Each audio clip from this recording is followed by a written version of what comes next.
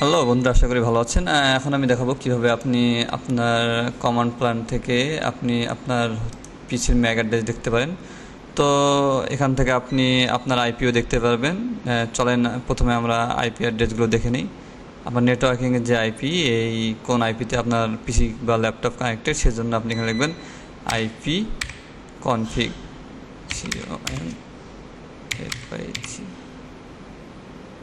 IP config লিখে enter করেন। এখানে দেখতে পাচ্ছেন আপনার এই যে আপনি অলরেডি সে কানেক্টেড IPv4 অ্যাড্রেস। এটি হচ্ছে আপনার কি পিসির নেটওয়ার্কিং আইপি অ্যাড্রেস। এখানে গেট অ্যাড্রেস দেওয়া আছে, সবগুলো অ্যাড্রেস এখানে দেওয়া থাকবে। যদি আপনি ওয়াইফাই কানেক্ট থাকেন ওয়াইফাই, বা এখান থেকে যদি আপনি এখানে অল লেখেন, এখানে অল দিলে আপনার অল আইপি অ্যাড্রেসগুলো এখানে চলে আসবে।